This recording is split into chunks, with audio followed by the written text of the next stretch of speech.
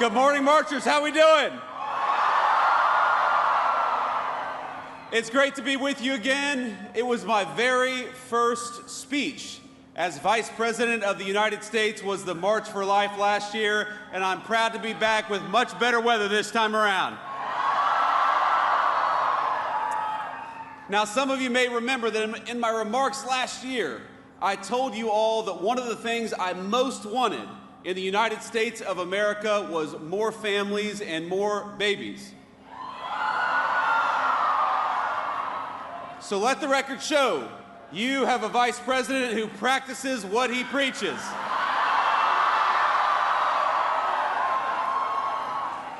Usha and I announced this week that we're expecting our fourth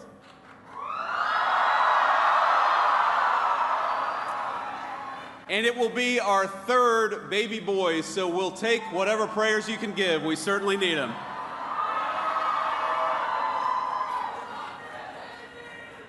And when I was here last year, I had one other piece of advice for this group, and that was very simple: to be joyful in your advocacy. And looking out at this crowd today, it seems like you took that suggestion very well to heart, because I see joyful people. I see grandmas, I see parents, I see beautiful little kids with incredible green hats.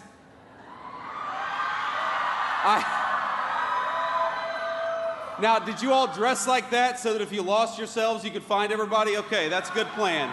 I'm gonna take that advice back home. The theme of this year's March for Life, as most of you all know, is that life is a gift. And I know for me personally, this year there is so much to be thankful for.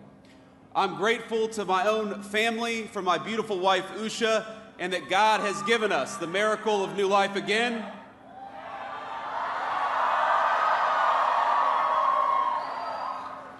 I'm grateful for this movement, for the truth that is on our side.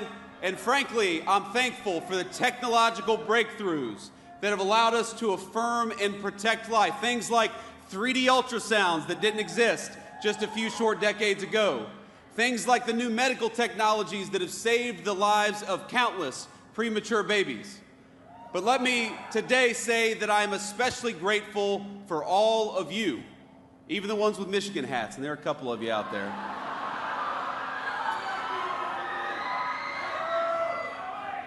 For the thousands of men and women and children, for the church groups, the school groups, the grandparents and the toddlers and everyone in between who braved this chilly Washington afternoon. All of us in the Trump administration, from the president on down, we thank you for your prayers, we thank you for your perseverance, and we thank you that for today, we are all marching for life.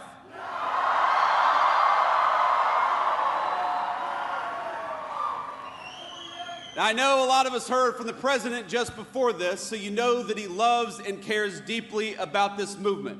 And it's why he has fought for the pro-life cause and why we do it in this administration. And it's why 3 years ago, we cannot forget, he delivered and his Supreme Court justices delivered the most important Supreme Court decision of my lifetime.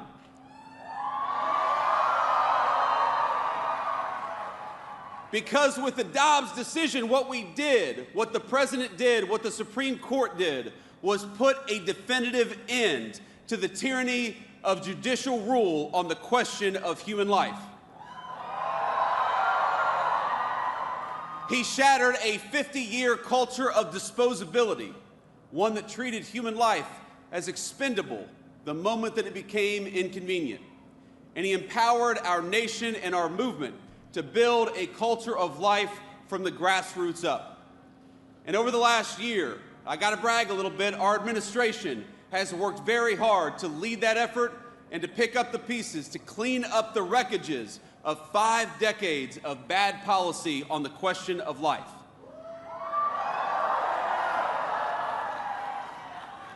It's an amazing crowd. Now, our vision is simple. We want life to thrive in the United States of America. We want We want Americans, every American from all walk of life, to have happy, healthy children. And we want them to raise those kids with confidence that their kids are going to do well and grow up in safety and prosperity, that they'll have access to good jobs, great schools, safe streets, and warm houses in which to raise their kids. And we want all of our American families to be able to do it with the confidence that their nation will stand with them just as they have stood with the United States of America.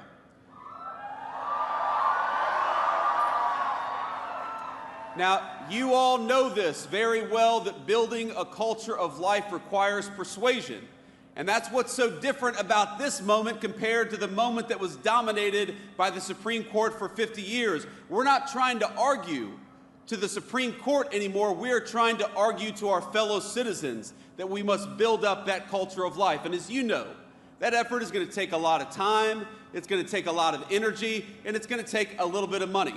And that's why we're here, because you know that. We're marching for life because we want our wonderful fellow Americans, even if they don't disagree with us, to know that life is worthy, it is worthy of protection, and that is why we march today.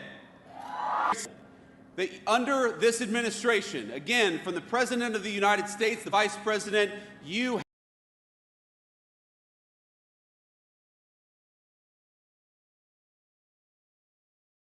have an ally in the White House. Now some of our work over the last year has been very straightforward and very easy. We started by undoing the evils we saw under the previous administration, like, for example, throwing priests and grandmothers in prison for praying outside a clinic. That's over. We stopped it.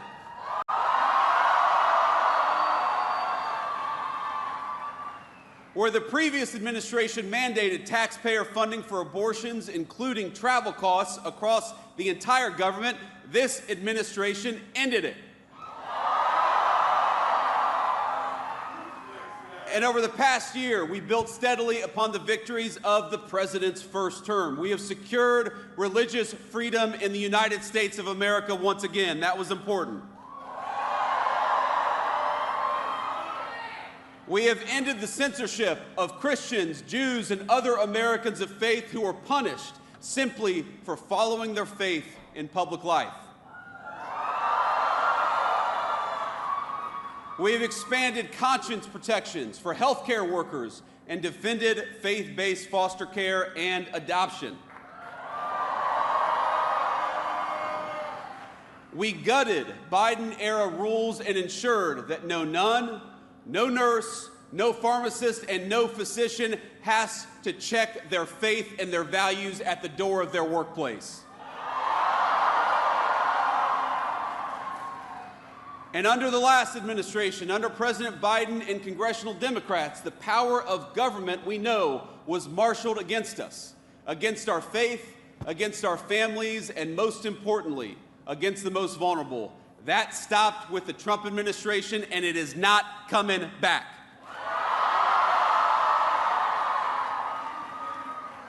Just this week, we took action to force Illinois into compliance with the Weldon Amendment and stop making healthcare providers refer for abortions. That was a big one. And as the president knows better than anybody, if we want to convince more Americans to choose life, we must also choose policies that make family life possible. So we've done that as well. With the Trump accounts, we started at the very beginning of life, investing in every new American child from day one onward. We've stood with parents by boosting the child tax credit as well, because no family should be penalized for choosing to have kids. In fact, we ought to be rewarding for families for choosing to have kids. And when Usha and I were having the debate about whether we were going to have a fourth kid, I said, honey, we've got an expanded child tax credit and we've got the Trump accounts. We got to take advantage of this stuff. We're restoring homeownership for real families, and you may not think this is connected to the pro-life cause, But when we ensure that real families, moms and dads, instead of Wall Street, have access to American homes, we help create that important culture of life. And the thing that I'm perhaps the most proud of is that we have been responsible stewards of your tax dollars on this question of life. And so, just yesterday, this administration launched fraud investigations into Planned Parenthood affiliates.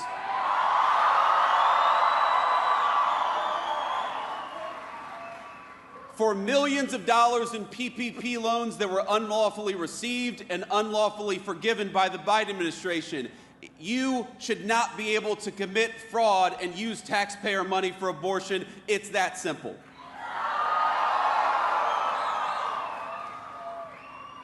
At many of our departments, we've reinstated a ban on the use of fetal tissue in federal research. That's another big one. And this is something we're so proud of. We're returning accountability to our foreign policy as well.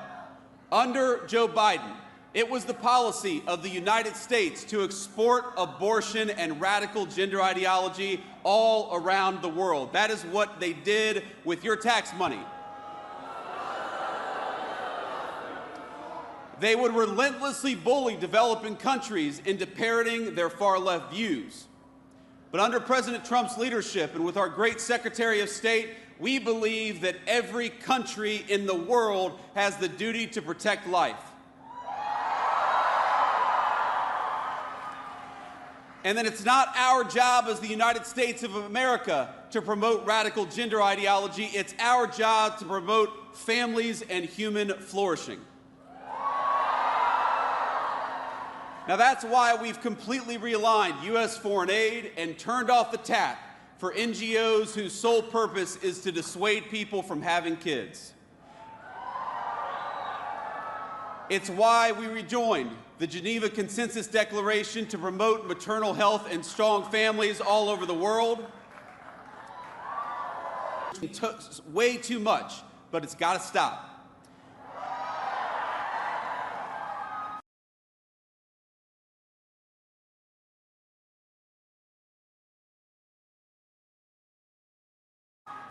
And today, our administration is proud to announce a historic expansion of the Mexico City policy. We're going to start blocking every international GO that performs or promotes abortion abroad from receiving $1 of U.S. money.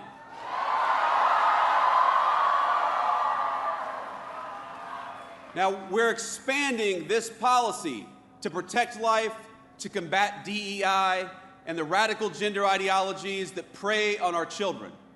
And with these additions, the rule will now cover every non-military foreign assistance that America sends. All in all, we have expanded the Mexico City policy about 3 times as big as it was before, and we're proud of it because we believe in fighting for life.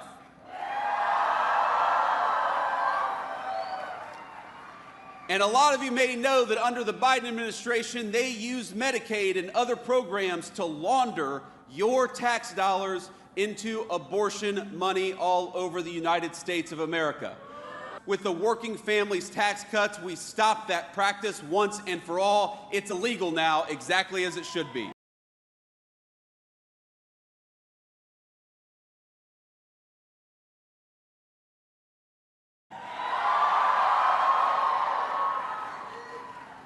Let me just say, my friends, that we have to be clear. We cannot be neutral. Our country cannot be indifferent about whether its next generations live or die. Because, think about it, what ultimately gives meaning and life to the United States of America, this is not a new question. Every civilization has been forced to answer it. You march today, we march today, because you have an answer to this question about what kind of civilization we are and about what kind of civilization we're going to become in the future. I read an article some time ago. It was about classic archaeology, of all things. And one particular piece of information has haunted me. that one of the telltale signs of an ancient brothel in the pagan world was that you'd always find a large number of baby skeletons nearby. A lot of baby skeletons, and those bones predominantly belonged to boys, because unlike little girls, those boys would be of no use to the future adults who were running those brothels.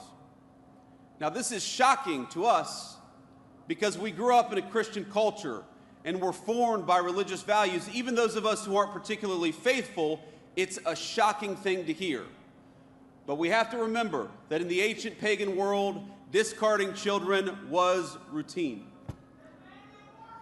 From the skeletons in brothels to the child sacrifice of the Mayans, the mark of barbarism is that we treat babies like inconveniences to be discarded rather than the blessings to cherish that they are. But the inheritance of our civilization is something else. The fact that, as Scripture tells us, each life is fearfully and wonderfully made by our Creator.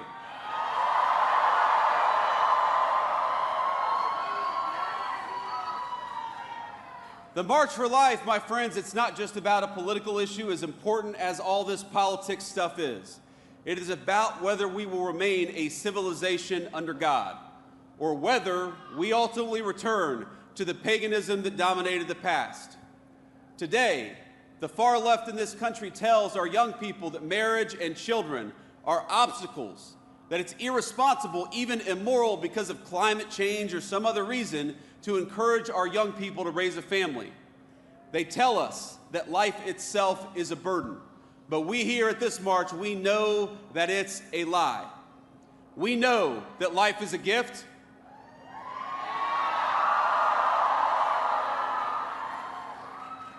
We know that babies are precious because we know them and we love them and we see the way that they can transform our families.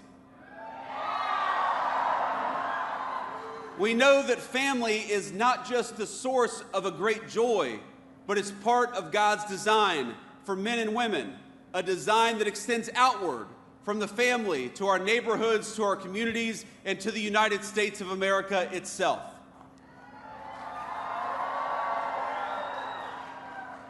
And we here know, that treating everyone with dignity isn't always easy. It's not always convenient, but it's the right thing to do. We know that the people telling our young men and women that discarding family and children is a form of liberation, we know that those people are telling a lie. And so, to our fellow Americans, we march in part to serve as a witness. To our fellow Americans, we say, you're never to the creation and sustenance of human life.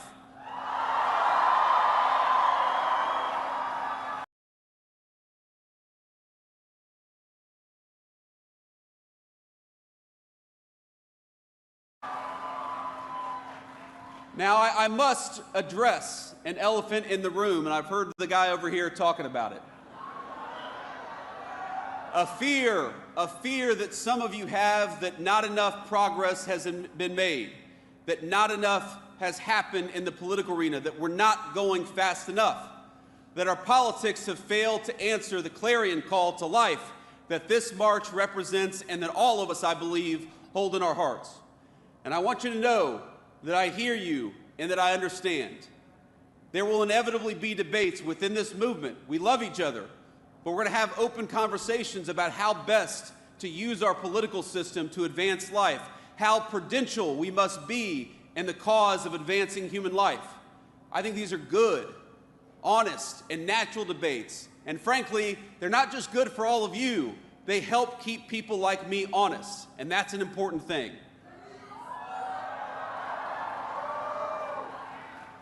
But I think all of us also have to remember that we are commanded to let not our hearts be troubled.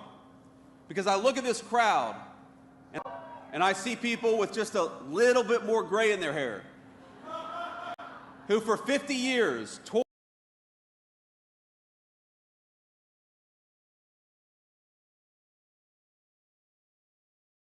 toiled to live in a country where questions of life would be answered by we the people rather than tyrants in robes.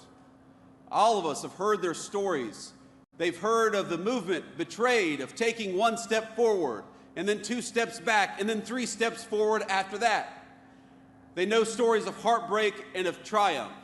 Some of them I've known very personally, from ballot issues that I fought very hard for, some of which have gone the right way, the victories that have accumulated in recent years. My friends, I'd ask you to look where the fight for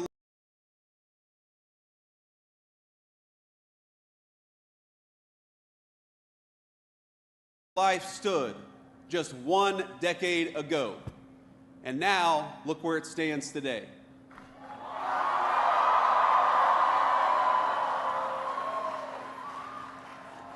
We have made tremendous strides over the last year, and we're going to continue to make strides over the next 3 years to come. But I'm a realist. I know that there is still much road ahead to travel together. Take heart in how far we've come, but don't lose sight of why we march. And so long as you are out there marching for life, I hope you know that the Vice President of the United States will march with you. God bless you all, and thanks for having me.